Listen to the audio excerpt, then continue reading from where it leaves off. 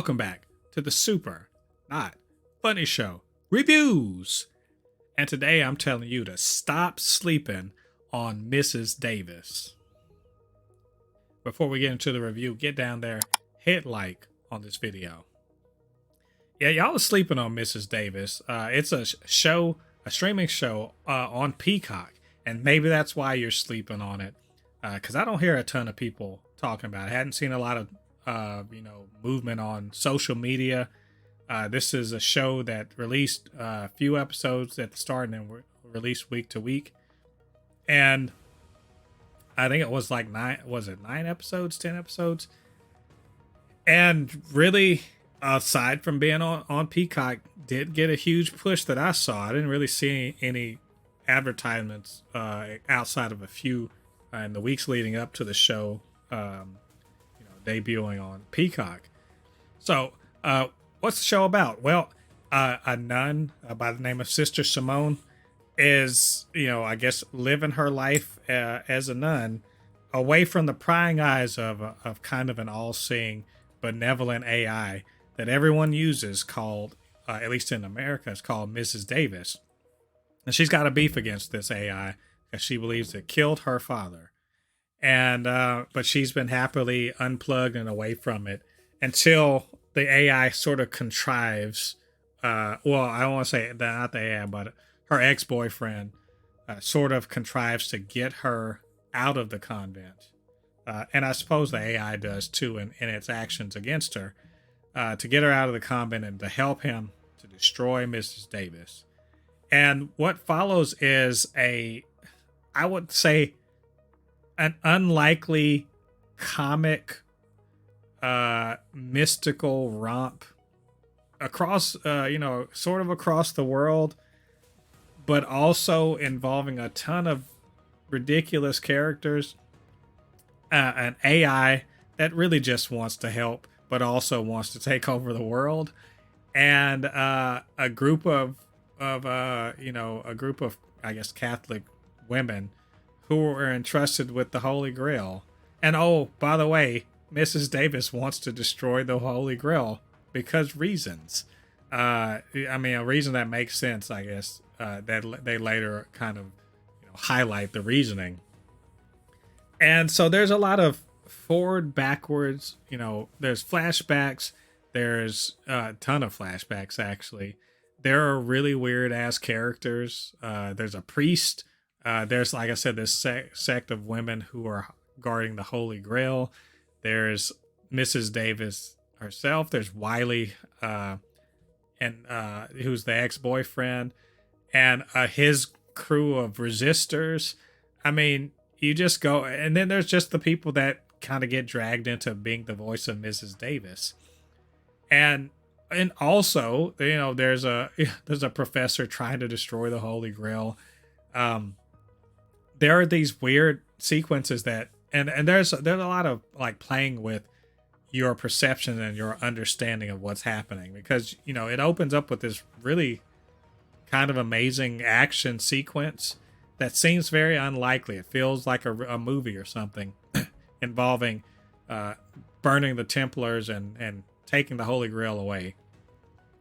And as that actually becomes sort of a symmetrical scene later on in the series, but and then you sort of it's uncovered what that scene was really about and why it meant anything. And then there's like this amazingly odd critique of, I don't want to say just capitalism, but critique of technology and the capitalist pursuit of higher technology for profit, and the futility of trying to give people paradise, or trying to solve the world's problems by making everyone happy. The nature of motherhood or parenthood, the difficulties between mother and daughter, or expectations put on you. What's bravery? I mean, everything I'm saying, these are the sort of themes that they're sort of running through there. And on top of that, there's literally Jesus in this. Like, for real, Jesus.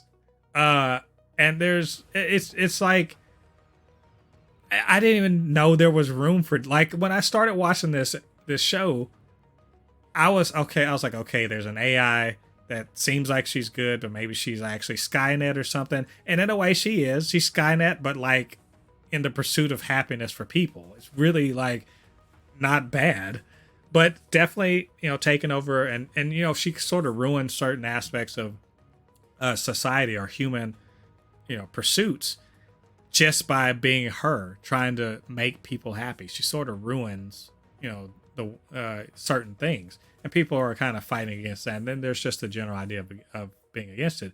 But if that had just been the show, cool. But literally, Jesus is in this, and I actually, you don't realize it, but when you finally realize it's Jesus, you're like, okay, well, that's unexpected that there's supernatural stuff is actually for real. I mean, there's another like giant monument that clearly is supernatural. So this is not a world where there's a question. Like, I guess God, really is there, I guess. But this whole thing with Jesus and Simone's relationship to him is interesting and weird, but also really cool. And then it culminates later in the series in a very interesting scene in which Simone gets to talk to God, and it's just like, okay, like it's some like 4 episodes in, I'm not gonna lie, I was just like, what is this? I'm interested because they keep doing weird and interesting things, and some of it's funny and some of it's just kind of a little juvenile, but they keep going to places and uncovering things, and it's so interesting. But I didn't know if I liked it. 4 episodes in, I'm not gonna lie, I didn't know if I liked it. But there is just a scene in there that is it's such a good scene. And I think it's the part with when you see, really understand, oh, that is Jesus, where I'm just like, okay, I've got to see this to the end. And as the episodes proceed after that, it does get more interesting. It gets silly as hell in some places. Very silly. But it also very heartfelt in many ways, and just kind of you get to see a lot of character growth, especially with Wiley and Simone, their character growth. And you see there's a couple gory scenes that just like it makes sense, but it's this thing has so many tones. It has so many like ideas. It jumps around to a lot of places. I mean, there's a part with a giant whale that's kind of ridiculous and amazing. There's this whole thing with the women who keep the grail. It's like highly interesting. There's just like a lot of interesting things happening in this show that you're a little overwhelmed by all of the stuff until you sort of see the thread that's leading towards the conclusion of the. And like I said, around episode 4 is where you really feel like, okay, this is where they're heading. But they still take unexpected twists and turns to sort of get to that final bit. And the conclusion makes sense. Like, you could kind of guess where, there's a fateful decision. You kind of guess where it's going to go at the end, but it's made for a certain reason and it makes sense. It really kind of like, underscores the main character, Sister Simone, and what she's going through and what she's thinking about, and how this whole quest for the Grail, she's put on the quest to go get the Grail and destroy it, how that all kind of informs her decision at the very end. And it's very well done. I think Betty Gilpin, I don't really know her work, but I'm extremely interested in her work after this one. I think she covers a lot of emotional range within this one, and I think she's quite good. I can't call out the name of everyone else, unfortunately, because David Arquette's in it. He's quite fun in it. But I think all the performances, generally speaking, are quite good, including the Australian guy. He's over the top and ridiculous, and I love it. There's a lot of ridiculous people in this, and there's a lot of ridiculous situations, and there's just stuff you can laugh at and just shake your head. There's not much real action in it, but what is there is quite fun. I think this is really, Damon Lindelof produced this, and I would expect stuff like that. Just kind of thought provoking, silly, very fun. There's some fun set pieces. they cover a lot of genres even within this. It feels Indiana Jones at sometimes. It feels like Ocean 11's sometimes. There's a little, I mean, it feels a little Tarantino sometimes. Like it's just a bunch of influences kind of, tumbled together into this, kind of gumbo of styles and storytelling styles and everything like that. And I have to say, the series finale is very satisfying. I think that it ties everything up neatly. There does not need to be another season of this. It all makes sense. I like where people end up. I mean, just generally speaking, just a satisfying watch overall.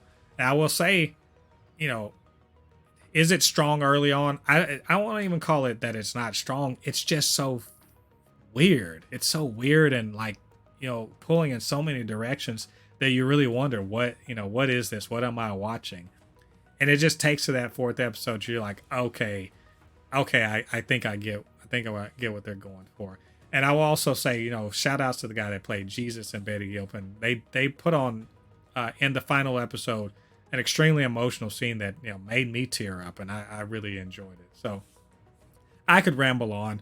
I think this is one probably to rewatch. To be honest, there's just interesting things going on. But a lot of you probably slept on it. Stop sleeping on this show. Get down there. Get on Peacock. Give Mrs. Davis a shot. I don't think you will be disappointed. I think you will find plenty to really entertain you. And if you agree with me, don't agree with me, let me know. Get down to the comment section. Let me know how you took this show. And of course, hit me up, supernotfunnyshow@gmail.com or @supernotfunnys1 on Twitter. And do me a favor, get down there, hit like on this video, subscribe to the channel, hit that notification bell. All that good stuff helps us to grow this channel so we can bring you more podcasts, more reviews, more videos in general, all that good stuff.